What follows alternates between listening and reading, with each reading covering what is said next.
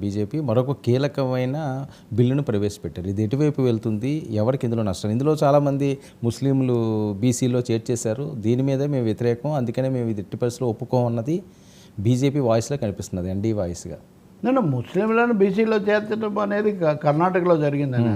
సరే, ముస్లింలలో కొన్ని సెక్షన్స్ సామాజికంగా బీసీలే సార్ వాళ్ళు. ఇప్పుడు ఉదాహరణకు నరేంద్ర మోదీ కూడా, ప్రధానమంత్రి కూడా పాస్మంద ముస్లిమ్స్ అనేవాళ్ళని మనం విడిగా చూడాలని చెప్పారు. పాస్మంద ముస్లింలు అంటే దేశీయ ముద్ర కలిగి దేశంలో ఉన్నటువంటి వాళ్ళు, అంతకుముందు వెనకబడిన తరగతులకు చెందిన వాళ్ళు. నేను పేర్లు చెప్పడం నాకు ఇష్టం లేదు. ఇప్పుడు ఉదాహరణకు తెలుగు రాష్ట్రాల్లో 100 భాషలు అంటూ ఉంటారు. అవును, దూదేకులు అంటూ ఉంటారు. వాళ్ళు ఇలా కొన్ని తరగతుల వాళ్ళు ఉన్నారు. వాళ్ళల్లో కూడా భారతదేశంలో జరిగింది ఏంటంటే, క్రైస్తవ ఇస్లాం మతాల్లో కులం లేనప్పటికీ భారతదేశంలో ఉన్నవాడు దాంట్లో కలిసిన తర్వాత అక్కడ కూడా ఇవి కొనసాగాయి. చెప్తూ ఉంటారు కదా, ఇప్పుడు అందరూ ఇప్పుడు సమానమే అంటే ఎక్కడ ఉండేవి అక్కడ ఉన్నాయి కొన్ని. మళ్ళీ మనం వెంకటేశ్వర స్వామి పాట పాడాలి, కోటికి పడగెత్తిన ధనవంతుడు నీ గుడి ముంగిట సామాన్యుడ. నీవే ఇతర చోట్ల కూడా ఉన్నాయి. కానీ బీజేపీకి సంబంధించినంత వరకు ఒక ప్రధానమైన అస్త్రంగా గతసారి గెలిచాక కాశ్మీర్ 370 తీసుకున్నట్టే 2019లో, 2024లో వాళ్ళు వక్ఫ్ చట్టాన్ని సవరించడం ద్వారా తప్పకుండా దీన్ని ఒక హిందుత్వ ఎజెండాలో ముఖ్యమైనటువంటి అంశంగా ఇది వాళ్ళు తీసుకొస్తున్నారు. దీంట్లో ముఖ్యమైనది ఏంటి, వక్ఫ్ బోర్డుల్లో నాన్ ముస్లిమ్స్ని కూడా చేర్చవచ్చు అని ఒక అంశం పెట్టారు. ఇది మామూలుగా రాజ్యాంగం చెప్పే మైనారిటీ స్టేటస్ అనేదానికి కొంచెం భంగకరం. మామూలుగా మనం ఇప్పుడు టీటీడీలోనే అన్య మతస్థులు ఉండకూడదు, మొన్న ఒక అన్య మతస్థులు కన్ను కప్పి పైకి పోయాడని చాలా దుమారం మీడియాలో, సోషల్ మామూలుగా వెళ్తేనే. అట్లాంటిది వక్ఫ్ బోర్డులో ఎలా పెడతారు అంటే, ఇది ఒక విధంగా మతపరం ఏదో ఒక విధంగా ఆ జనాభా సమస్య మీద, అది ఓటు సమస్య మీద, నివాస సమస్య మీద, భాష సమస్య మీద ఈ మతం అనే అంశాన్ని తేవడం అనేది ఇక్కడ జరుగుతుంది.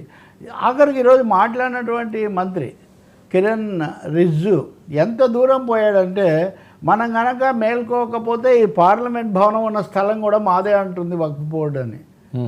అంటే ఇది ఈ దేశంలో భిన్న మతాలు ఉన్న ఈ దేశంలో ఇలాంటి వాతావరణాన్ని, ఇలాంటి వాదనలు పెంచడం ఏమన్నా ఉంచింది? భారతదేశంలో అత్యధిక భూమి ప్రభుత్వం రైల్వేల దగ్గర ఉంది, తర్వాత భూమి ఫలానా శాఖ దగ్గర ఉంది, కానీ మూడో పెద్ద భూమి వీళ్ళ దగ్గర ఉంది.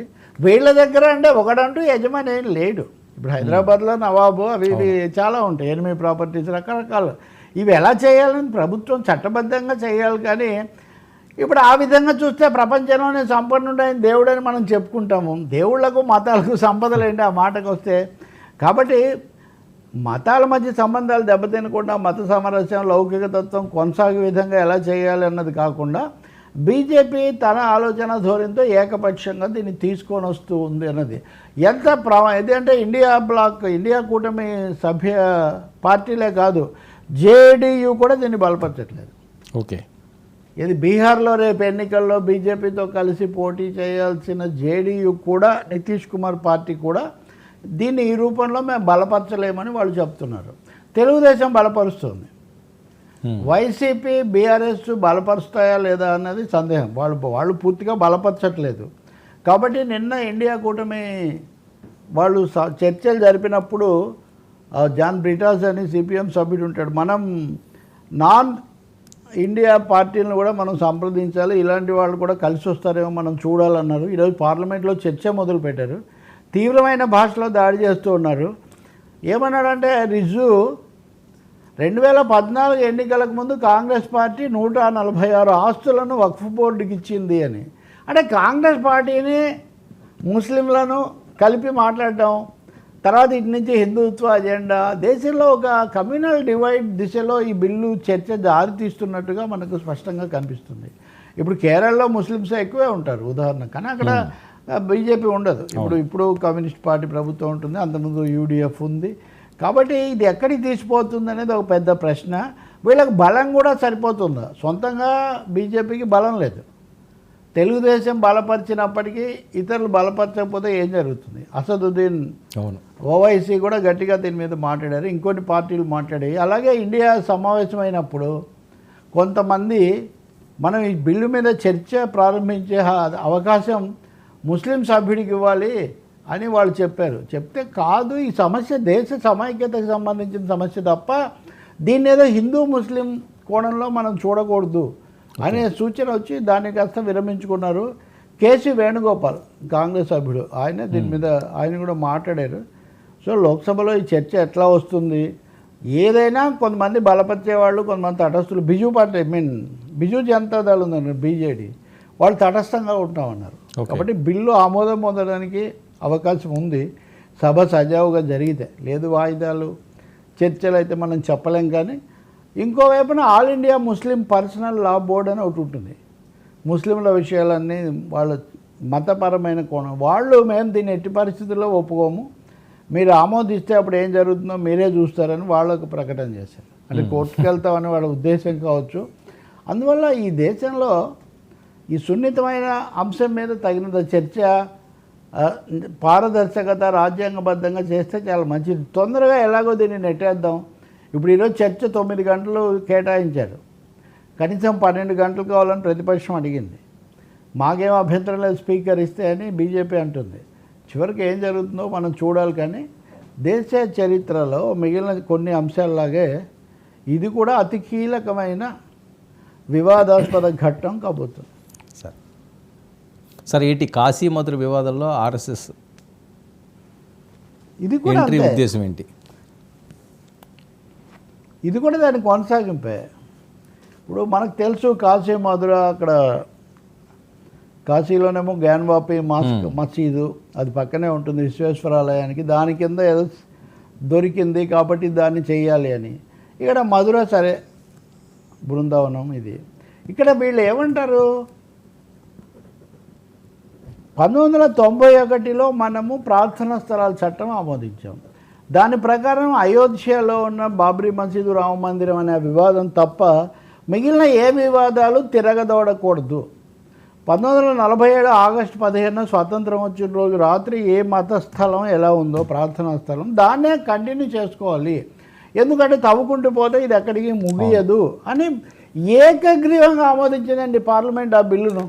అయోధ్య ఒక్కటంటే ఇప్పటికే వివాదం అయిపోయింది కాబట్టి దాని వరకు మనం కోర్టు చెప్పినట్టు చేద్దాం, మిగిలినవన్నీ మనం కదిలించొద్దు అన్నది చాలా హేతుబద్ధమైన ఆరోగ్యకరమైన చట్టం చేసింది పార్లమెంటు. కానీ కాశీలో మధురలో ఆ తర్వాత మొన్న ఇంకొన్ని చోట్ల కోర్టులు అనుమతిస్తున్నాయి, తవ్వండి సర్వేలు చేయండి. దీని మీద తీవ్ర నిరసన వచ్చింది. అయితే దత్తాత్రేయ హోసబలే అని ఆర్ఎస్ఎస్ ప్రముఖుడు ఉన్నాడు, ఆయన 2వ స్థానం. ఇప్పుడు ఈయన ఉంటాడు కదా మోహన్ భగవత్ తర్వాత స్థానం ఆయనదే, ఆయన తర్వాత సర్సంఘచాలక అవుతాడని కూడా అంటూ ఉంటారు. ఆయన వాళ్ళ అధికార పత్రిక ఆర్గనైజర్లో ఒక వ్యాసం రాశాడు. రాస్తూ ఏం రాశాడంటే ఇవన్నీ ఇలా కొనసాగకూడదు, ఎక్కడో ఒక చోట ముగింపుకు రావాలి, లేకపోతే మనం దేశంలో ఉన్న 30,000 మసీదులు తవ్వుకుంటూ పోతామా అంటే ఇది ఒక మాటలు చూడండి మీరు, 30,000 మసీదులు తవ్వుకుంటూ పోతామా? కాశీ మధుర విషయం వేరు, అయోధ్య కాశీ మధుర ఈ 3 మనం అప్పుడు ప్రతిష్టాత్మకంగా తీసుకున్నాము, అయోధ్యలో పాల్గొనేది అయిపోయింది. కాబట్టి కాశీ మధురలో ఆర్ఎస్ఎస్ వాళ్ళు ఎవరన్నా వెళ్ళి పాల్గొంటే మాకేం అభ్యంతరం లేదు. కానీ మిగిలినటువంటి 30,000 మసీదుల జోలికి మటుకు అంటే చాలా స్పష్టంగా సినిమా స్క్రీన్ ప్లే అంత స్పష్టంగా వాళ్ళ ఆలోచనలు కనిపిస్తున్నాయి. కాశీ మధుర వివాదం ఇప్పటివరకు వ్యక్తిగతంగా స్థానికంగా జరుగుతున్నది కాస్త ఆర్ఎస్ఎస్ దాంట్లో ఎంట్రీ రావడానికి వీసా ఇచ్చాడు దత్తాత్రేయ హోసబ్లే, పాస్పోర్ట్ ఇచ్చేసాడు, మీరు వెళ్ళి కాశీలో మధురలో ఆ వివాదాల్లో మీరు పాల్గొనవచ్చు. ఒకసారి ఆ మాత్రం అనుమతి ఇచ్చిన తర్వాత కోర్టులకే పరిమితం కాదు అది, అది ధర్నాలకు దారితీయచ్చు, ఘర్షణలకు దారితీయచ్చు. ఒక అంశం గుర్తుపెట్టుకోవాలి, ఇవి 2 ఉత్తరప్రదేశ్లోనే ఉన్నాయి. ఉత్తరప్రదేశ్లో 2027లో ఎన్నికలు జరగబోతున్నాయి. భారతదేశాన్ని బీజేపీ పాలించాలంటే ఉత్తరప్రదేశ్ వాళ్ళ అదుపులో ఉండటం చాలా కీలకం.